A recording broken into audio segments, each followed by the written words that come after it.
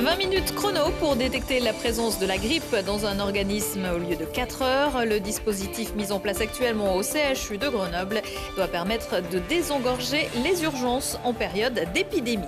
Au service du lien social, associé à l'association Digi, la compagnie Kaléidoscope propose des spectacles aux personnes âgées.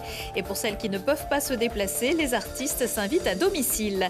Et puis le délégué interministériel chargé de l'accueil et de l'intégration des réfugiés était en visite dans l'agglomération grenobloise ce mercredi, l'occasion de présenter le dispositif Hope. Bonsoir à tous, bienvenue dans ce JT du mercredi 14 novembre 2018.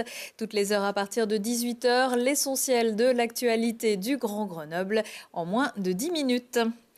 Le CHU Grenoble-Alpes nous prend en grippe. Associé à Roche Diagnostic, basé à Mélan, l'hôpital s'arme en vue de l'épidémie de grippe grâce à un dispositif de diagnostic innovant, 20 minutes au lieu de 4 heures, pour détecter des traces de grippe A et B et de bronchiolite, une infection des voies respiratoires. Après un test l'an dernier, le Cobatliat a trouvé sa place définitive aux urgences. Olivier Escalon. Les épidémies de grippe ont un impact non négligeable sur la vie des urgences. Au CHU Grenoble-Alpes, elles représentent un tiers d'activité en plus, soit 210 entrées par jour contre 160 en temps normal. C'est aussi le risque de contagion accélérée et celui d'une surexposition des patients fragiles. Développé par le laboratoire Roche Diagnostics, le Cobasliat doit permettre de soulager les services médicaux. Cet automate, pas plus grand qu'une cafetière, fait appel à la biologie moléculaire pour diagnostiquer la grippe. Donc la biologie moléculaire, c'est la science qui finalement va permettre de rendre visible ce qui est invisible et notamment en fait, le matériel génétique d'une bactérie ou d'un virus. C'est-à-dire qu'on va amplifier de manière exponentielle ce matériel génétique de manière à pouvoir le rendre détectable. Avec cette méthode, le dispositif est capable de dépister et de diagnostiquer la grippe en 20 minutes. Le service des urgences du Chuga est pilote en France sur son utilisation. Une étude a été menée durant l'hiver 2017-2018 avec le parti pris innovant de placer la machine dès l'accueil. Les infirmières étaient chargées de recevoir les patients, de prendre leur constante et en cas de symptômes grippaux, d'effectuer le prélèvement oropharyngé et de lancer le test immédiatement. L'objectif, c'est d'avoir un diagnostic fiable de la grippe dès l'accueil, ce qui va nous permettre d'avoir une meilleure efficacité des soins, c'est-à-dire que le patient, je vais pouvoir savoir s'il a la grippe ou pas, lui donner des antibiotiques ou pas, éventuellement lui mettre des traitements antiviraux. Ça va également limiter la réalisation d'autres examens qui deviennent du coup inutiles. Et enfin, on pense que ça va permettre de désengorger un peu le service des urgences. Avec un coût de 50 000 € pour 2019, la question reste de savoir si les gains seront à la hauteur. On espère en fait qu'il y aura finalement un gain médico-économique. On diminue la durée de passage aux urgences, on diminue la réalisation d'examens complémentaires, les patients rentrent plus rapidement chez eux, donc des gains indirects financiers. Dès cet hiver au Chuga, 2 machines occuperont l'entrée des urgences adultes et une celle des urgences pédiatriques. La grippe tue en moyenne 13 000 personnes chaque année en France, dont plus de 90% de 65 ans et plus. Si la grippe doit particulièrement être surveillée chez les personnes âgées, c'est aussi le cas de la solitude. Pour résoudre cette problématique, mais aussi la crise du logement chez les étudiants, l'association Digi38 pour domicile intergénération isérois œuvre depuis 12 ans maintenant et propose dans ce cadre des moments pour sortir un peu du quotidien. Lina Badreddine. Yvonne et Marboubé vivent ensemble depuis environ 2 mois. C'est l'association Digi qui les a mises en relation. Le but, des cohabitations intergénérationnelles pour permettre aux seniors d'avoir à la fois de la compagnie et une certaine sécurité au quotidien. On peut discuter, on rigole ensemble, on est bien. Hein? Oui, bien sûr. Elle est exactement comme une mère pour moi. Elle se sent inquiétée pour moi quand j'ai froid, oui. Et on partage nos repas, on se discute, on fait beaucoup de choses ensemble. Et c'est très bien. Oui, on s'entend bien. Digi propose aussi avec la compagnie de théâtre Kaléidoscope des spectacles à domicile. Aujourd'hui, c'est Marie-Rose qui les accueille chez elle. Cette initiative de proposer ce spectacle à la maison, ça, je trouve ça vraiment extraordinaire. Enfin, ça me touche profondément. Bah, tu as dit tout à l'heure que c'était formidable. Formidable. Formidable. Je pense. Alors, ose dire. Hein? Eh ben oui, c'est formidable. Eh ben oui. La comédienne Laurence Grattaroli s'est rendue compte que les publics les plus éloignés de la pratique culturelle étaient les personnes à domicile, empêchées par l'âge ou le handicap.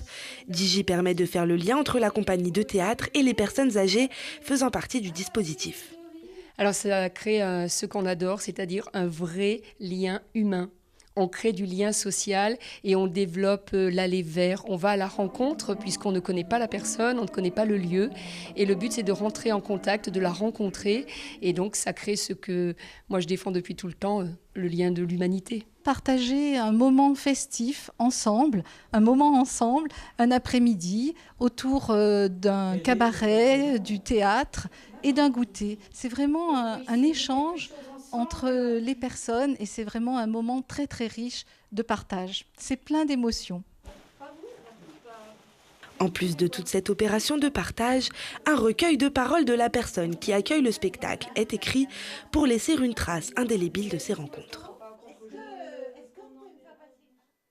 Toutes les infos sur le dispositif Digi, que vous proposiez une chambre ou que vous cherchiez un logement sur digi38.org.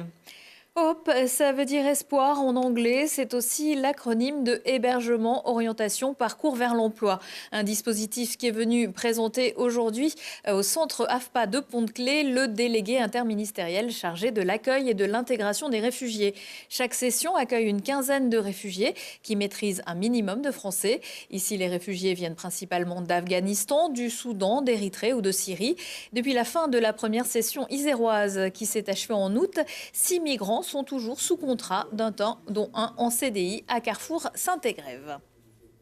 Ce dispositif, donc, nous allons l'étendre sur les prochaines années à 1000 ou 2000 par an en fonction du nombre de réfugiés que la France va accueillir. Et ce dispositif vise à intégrer emploi, formation, français, hébergement. Donc c'est une approche intégrée où le réfugié bénéficie de l'environnement global et d'un accompagnement personnalisé aussi.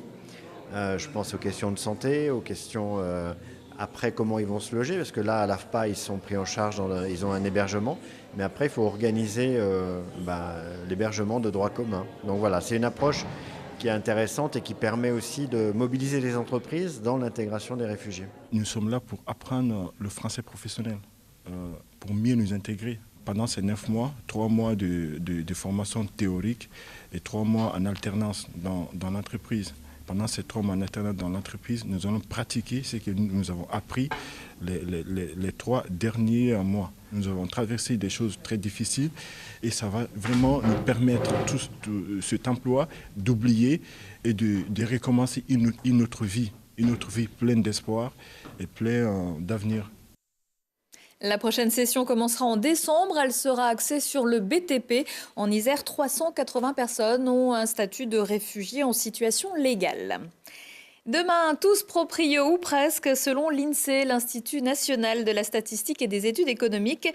Les habitants de la région Auvergne-Rhône-Alpes seraient de plus en plus nombreux à accéder à la propriété immobilière. En 50 ans, la part de propriétaires a augmenté de 16,9%. En 2014, 6 ménages sur 10 sont propriétaires de leur résidence principale. Pour plus de la moitié des logements de plus de 5 pièces, dans 3 cas sur 4, c'est en maison plutôt qu'en appartement que les propriétaires décident d'investir. Petite baisse de forme pour la foire de Grenoble qui s'est achevée dimanche soir à Alpexpo après 11 jours d'activité. L'édition 2018 axée sur la musique enregistre une diminution de 15% de la fréquentation. Selon le directeur François Hed, c'est la tendance de l'année enregistrée sur de nombreux événements, sans compter que la météo clémente n'a pas attiré les foules. Finalement, c'est assez rassurant de savoir que quand il fait beau, les gens préfèrent aller se promener. Prochaine édition du 1er au 11 novembre 2019. Ce n'était certainement pas une promenade de santé pour les brûleurs de loups. Mardi soir à Nice, de retour sur la glace en Ligue Magnus après 10 jours de trêve internationale. Les Grenoblois sont allés s'incliner dans les Alpes-Maritimes sur le score de 6-3. Les brûleurs étaient privés de Tartari, Trabichet, Golitschik, blessés et de Bonvalo en rééducation. Les autres ont semblé subir le match. Pour la 16e journée de championnat, Grenoble, qui a désormais 7 points de retard au classement général sur Rouen, recevra Mulhouse vendredi à 20h à Pôle Sud. À 20h15 et 23h15, si on parlait, aujourd'hui avec ses invités, Thibault Leduc parlera du Festival international Théâtre Action, d'un duo musical burlesque pour chanteurs muets, tout un programme et d'un concours d'élégance. C'est pas celui-là. Prochain rendez-vous avec l'actu dans 1 heure et en replay sur télégrenoble.net. Belle soirée à tous.